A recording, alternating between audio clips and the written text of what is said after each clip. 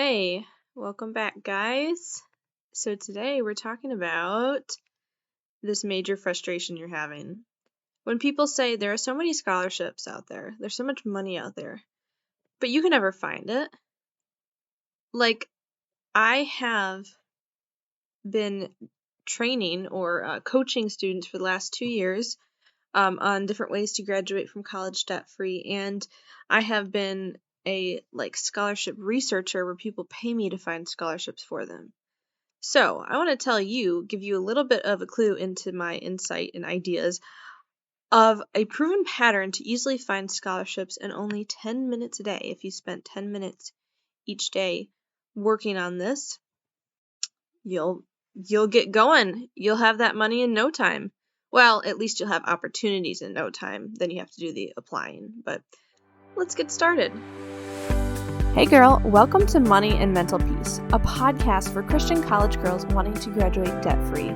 Do you procrastinate on homework while Googling easy scholarships and money for college because you're drowning in debt and student loans? Afraid you'll never have enough time and motivation to find ways to pay for college when you don't even have enough time to sleep or have a social life? I'm Kara. I too was a stressed college student and overachiever looking for money and mental peace. I wondered if there were other ways to pay for college, and I wished for a clear direction on how to do it. I wanted an easier way to fund college with less anxiety, but I kept telling myself I had no idea what to do, thought I wasn't finishing school fast enough, and thought I would never have enough money. Until some scholarships and rare school hacks got me through debt-free, and I can show you how to do this as well. In this podcast, you'll find mental peace, answers for your future, and enough money to kill it at college. So grab your cold brew and TI-89 and enroll in the most stress-free and debt-free class that you've ever attended. This is Money and Mental Peace. Hey guys, so first off, just wanted to touch base and remind you that we have a Facebook group now, a community, and I really want you to join. So go ahead and look up Christian College Girls Community, where we chat about scholarships, graduating debt-free, mental health and such, and I would love for you to be a part of this. So quick story. Not after college, the summer before my senior semester, because I kind of ended mid-year, so I call that my senior semester. I had an internship and I was learning some good stuff, but I was struggling because I was thinking this last semester of college I would need to be applying for jobs and such, and it just sounded like so much when I totally had senioritis and was getting sick of being in school. And I was like, I just wanted to do my own thing. I didn't really want to work for someone else's plans or dreams, And I was praying about it, and all of a sudden, one day, this idea came to me. I wonder if people would pay me to find them scholarships. Because you see, they say if you've done stuff for 10 years or so many hours, you're an expert.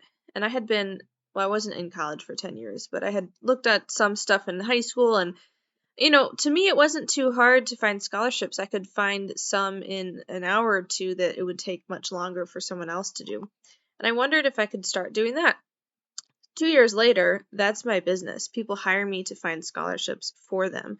And I can't guarantee they'll get them because they have to apply, but it takes out so much of the work and effort, the middleman, right, for someone to hire me to find them scholarships. Well, today, I'm giving you some of my secrets to look them up and to search for them. Of course, people could still pay me to do it for them because it does take time, but look at you. You're getting some free information. Doesn't that sound good? So, since that story time, I've kind of more so perfected this technique, and it's the idea of going in concentric circles.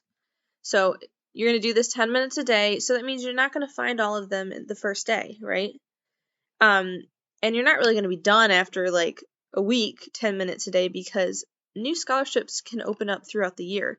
But here's an example of how you could do some searching in 10 minutes a day. So first I want you to think about where you are at right now.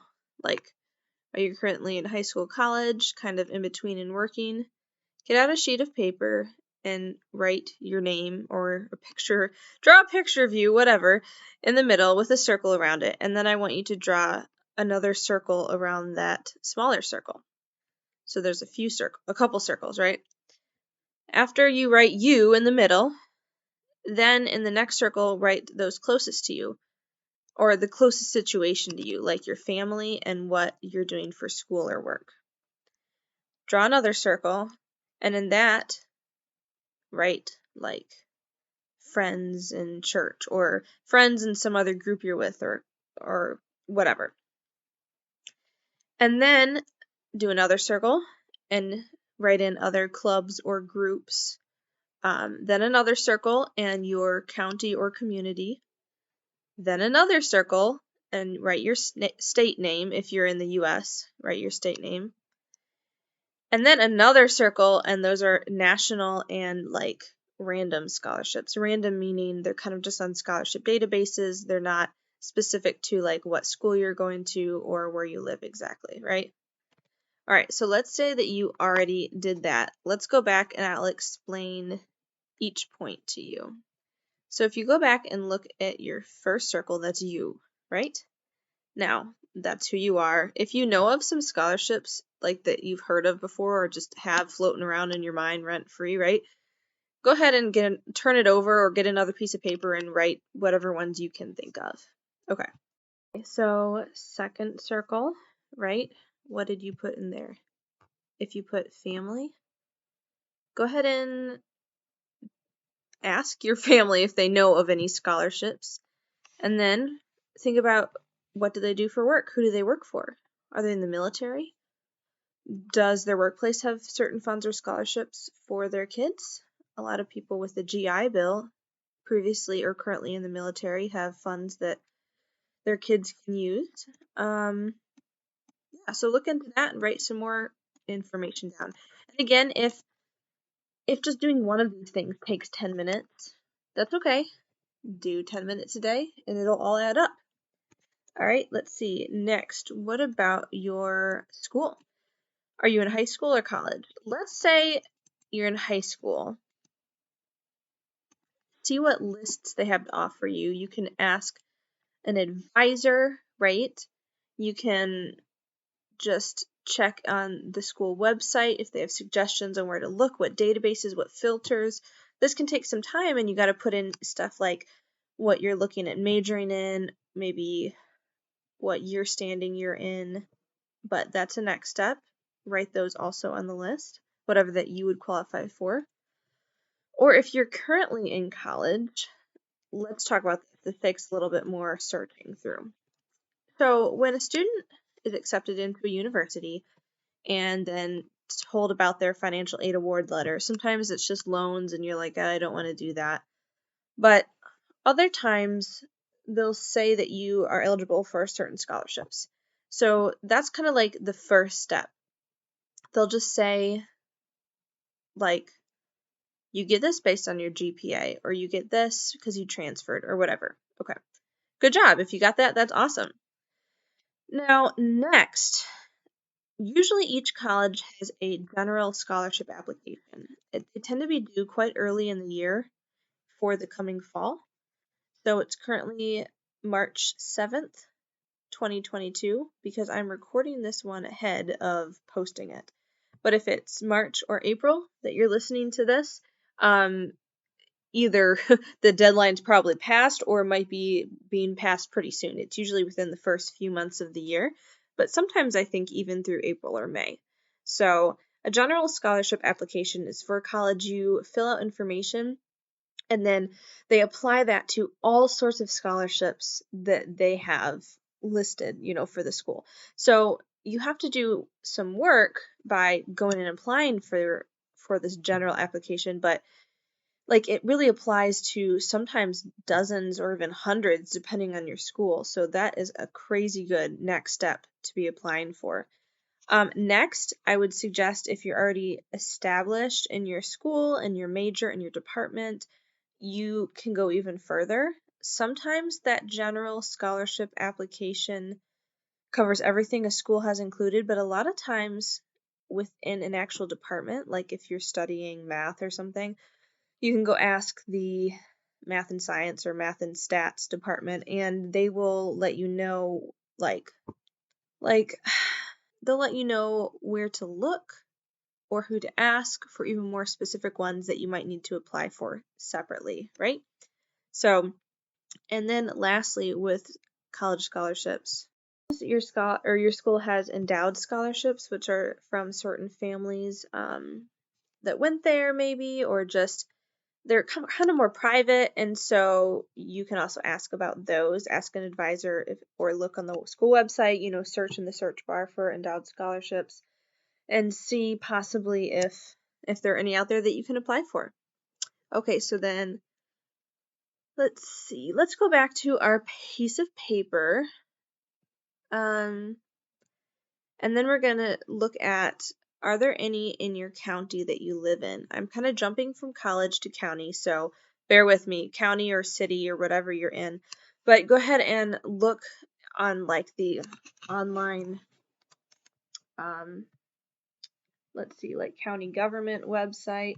Even look at your like county's small business database. Sometimes they have scholarships listed there. This will be some research, but at least you'll feel like you have some steps to go through because you're doing it in these concentric circles. Then you'll also look at your state. For example, I live in Michigan. Look up michigan.gov and look for different grants or scholarships, as well as nationwide. You could look at College Board or like FAFSA. They might have it with FAFSA website. And then lastly, I would encourage you to just Google college scholarship databases, and they can often give you a list, like Scholarship Owl or niche.com, or let's see, scholarships.com, and you can start scanning through and looking for some. Now, again, if you don't want to take the time, the first several things I mentioned pretty much you can pretty easily get started on with talking to family and friends or looking at your school and the general scholarship application. But I understand when you get to other things with state and nationwide or general scholarship databases that can take some time to look through them all. Sometimes that's where I come in. If anyone's interested in hiring me to find scholarships for you, I can guarantee finding you between $10,000 to $30,000 in opportunities. So you have to apply for them, because legally I can't do that, but I can find you between that amount in opportunities that you can apply for.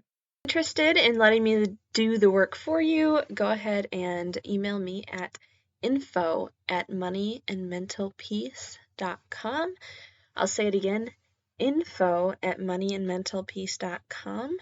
I'll get information from you about your college plans, and then go ahead and ask you where you are in this process, if you already have some scholarships, and then do the work for you. Go find the funds for you, and then you get to apply. And obviously, I can't promise if you'll get the money or not because I'm not the scholarship judge, but I can find ones that you're qualified for. You can apply and hopefully get it. I'd love to connect, so let me know. Again, that is info@moneyandmentalpeace.com. And that is moneyandmentalpeace.com. I can talk. Okay, bye. Hey, girl. Okay, so before you run off to calculus, if this podcast has brought you any encouragement, would you please write a review on iTunes or take a screenshot, post it in your Insta stories, and tag me. Let's tell the rest of our stressed sisters that more money and peace can be attained outside of the conventional way of doing college. See you next time. Love and prayers, Kara.